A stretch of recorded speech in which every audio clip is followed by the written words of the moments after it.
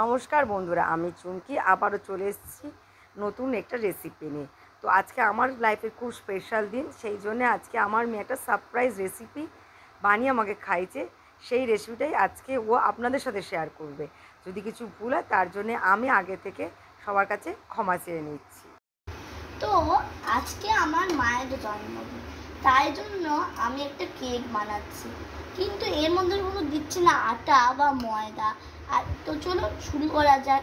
এর জন্য আমি নিয়ে নিয়েছি হাফ কাপ সুজি, তার সাথে দুটো দুটো ছোট এলাচ আর হাফ কাপ চিনি। এরপর 1 কাপ দুধ দেব।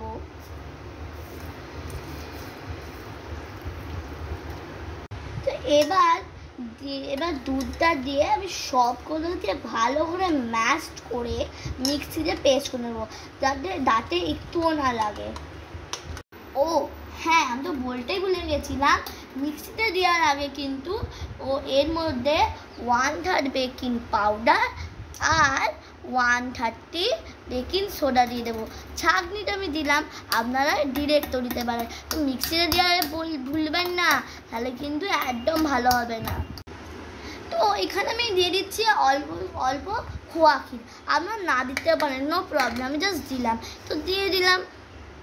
এবার এখানে যাদের কাছে ফয়েল পেপার দিতে পারেন, আপনাদের ইচ্ছা। আমি এখানে অয়েল ব্রাশ দিয়ে অয়েল দিয়ে দিয়েছি, যেহেতু এখানে আমি কেকটা বেক করবো। হ্যাঁ, তো চলুন দেওয়া যাক। আর হ্যাঁ, আমি কিন্তু অলরেডি আগে থেকেই করে দিয়েছিলাম, আর আপনারা চাইলে ফয়েল পেপারও দিতে পারেন। তো চলুন দেওয়া যাক। তো এবার তাই বাটিটা দিয়ে ভালো করে 1 ঘন্টা অবধি রেস্ট করে দেবো, যাতে সুজিটা ফ্লপি হয়। এবার আমি দিয়ে দিচ্ছি 2 টিপস অয়েল। আর আপনারা ইচ্ছা মতন করতে পারেন। আপনাকে যদি কিছু না দেন, এমনি বেক করে দেন, নো প্রবলেম। আপনারা ড্রাই ফ্রুটস বা ক্যাশিউ নাট দিতে পারেন, কিন্তু যেহেতু আমার মায়ের বার্থডে, বাট আপনারা বুঝতেই পারছেন স্পেশাল ডে, তাই আমি একটু চকলেট দিয়ে দিচ্ছি। তো খেতে জাস্ট ওয়াও হবে। চলুন এইগুলো দিয়ে আমি 1 ঘন্টা বেক করবো, তো চকলেটগুলো গলে না যায়, আর যাতে সুজিটাও ফ্লাফি হয়, আর খেতে যাতে খুব সুন্দর হয়। তো এবার যতক্ষণ আমি রেস্ট করতে রেখে দিয়েছিলাম, তারপর আমি আমার পাপার হেল্প নিয়ে ওটাকে বেক করতে দিই। এবার কড়াইয়ের মধ্যে দু টাইম জল ঢেলে কেকটা বসিয়ে দিয়েছিলাম। তারপর আধা ঘন্টা রাখার পর দিয়ে এবার আমি চেখে নিলাম।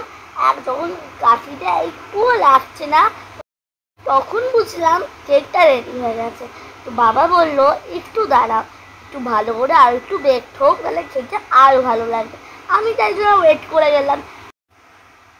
তারপরে নামিয়ে আমি আমার ফেভারিট জেমস দিয়েছি, আর মায়েরও ফেভারিট জেম, কালারফুল জেমস দিয়ে সার্ভ করলাম।